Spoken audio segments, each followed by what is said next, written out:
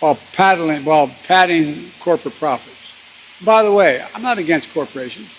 I come from the corporate capital of the world, Delaware. Seriously, more corporations incorporated in my state than every other state in the union combined. But they should pay their fair share.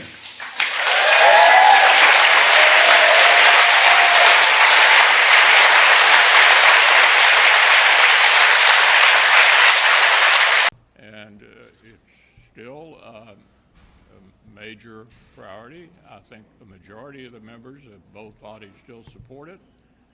We need some direction from the administration as to how they intend to go forward. Leader McConnell. Curtis? Jim Jordan, a congressman running for speaker, says he does not support more Ukraine aid. Does that bother you? I mean, do you have a preference for a speaker? Look, Many are trying to fall into food security, and now, when the crisis aid has boosted food stamp benefits, cuts next week again, millions of the low-income Americans will see smaller balances in the accounts that they use to pay for groceries, leaving food banks bracing for a spike in demand. As of March 1st, the emergency allotment for individuals and households enrolled in the federal SNAP program will end in 32 states, the District of Columbia, Guam, and the Virgin Islands.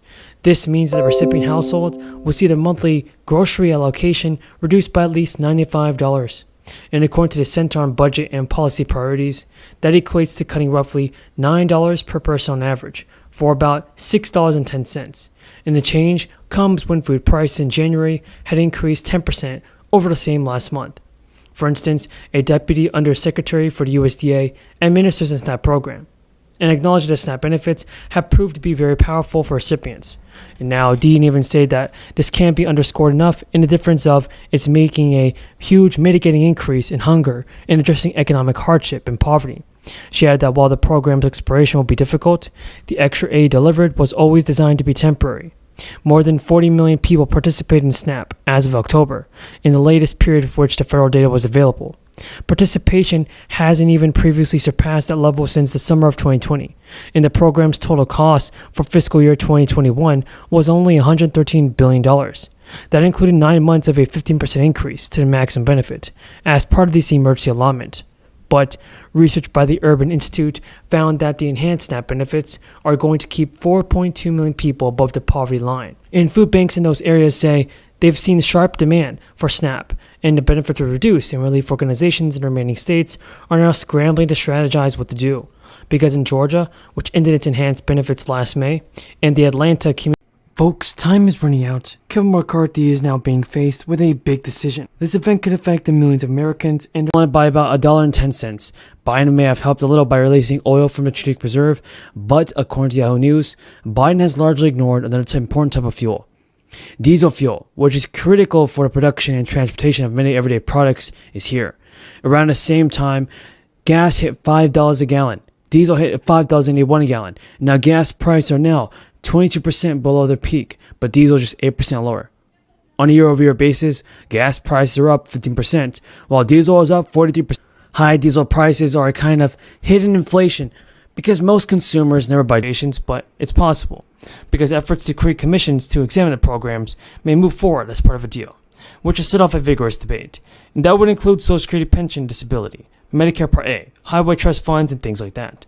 Social Security's trust funds are projected to pay full benefits until 2035, at which point just 80% of the monthly checks will be payable. Because Medicare's Part A trust fund will cover hospital care, it's projected to pay benefits fully until 2028, at which point 90% of benefits will be payable. Because another bill, the Bipartisan Social Security Commission Act, would seek to form a temporary commission to address solvency of the program's funds under the expedited procedures. Whether such committees are going to be necessary to shore up the trust funds is a topic of fierce debate among the experts. But one thing I know for sure is that Joe Biden can do something for the people. He can't get the stimulus out there if he wants to. Jobs, they're real jobs, man. It means we've created more jobs in 2 years than any presidential term in American history. Not just created, but you created it. You did it. The unemployment rate of 3.4%, as I said, is a 50-year low.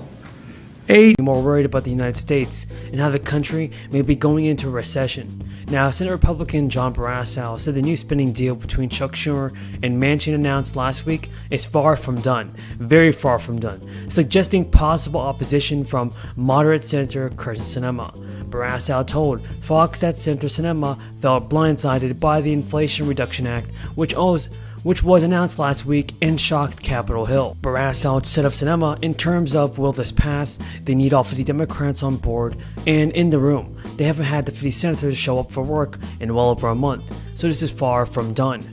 Folks, we have a lot of things going on in Congress, a lot of development to talk about. Senator Sinema has so far remained publicly silent on the deal, which Manchin and Schumer announced just 2 weeks after Manchin said he would not support any climate package or tax reform given soaring inflation. The proposed $670 billion legislation, a scaled-down version of the Build Back Better, includes $370 billion for clean energy programs, another $300 billion to reduce the U.S. deficit, and $64 billion for healthcare expansion. And instead of federal level relief funds, it'll come from the state's general funds. According to state officials, individuals with a household income of $80,000 or less can apply for a one-time state tax exempted payment of up to $2,000 per household. With rising inflation and gas prices, the fourth round of federal level stimulus has been a big topic of discussion in the last few months. It was just last month when the Biden administration announced that it was considering two options as the official stimulus plan in response to rising gas prices. In May, Delaware began sending relief rebate payments of $300 to taxpayers who filed a return in 2020 due to a budget surplus. Most Delaware residents received these payments in May, and couples filing jointly can get $300 each. The state government is continuing to send these payments throughout the summer, and last month, Ron DeSantis of Florida announced that 59,000 low-income families in the state will qualify for a one-time check of $450 per child. The stimulus is being distributed through the Florida Department of Children and Families to residents. Governor Kemp of Georgia signed legislation to give out rebate payments of $250 for single filers, $375 for head of households, and $500 for those filing jointly. The stimulus package came under the budget surplus in the state, and the Georgia Department of Revenue has been giving out these rebates since May. But the agency has been also anticipating delays due to the amount of refunds. Folks, the IRS has just released a very important announcement in regards to future relief payments. Democrats and Republicans in Congress are now addressing Social Security with new legislation this month. Many economists and lawmakers are now pushing for a $1,400 one-time stimulus check for seniors to be passed as soon as possible. Americans are pessimistic about the future of Social Security, and the crisis has made it even worse. A recent survey found that 59% of people now worry more about Social Security running out of funding than they did before the onset of the crisis, and that has changed their outlook on one of the biggest decisions that they will make in their lives when they claim Social Security retirement benefits. Almost 1 in 5 survey respondents said the crisis has changed their plans to file for Social Security benefits, with 9% planning to file earlier and 11% delaying filing. Yet a recent Social Security Trustees annual report that was the first to consider the effects of the crisis struck a slightly more optimistic tone. The report projected a new depletion date of 2035,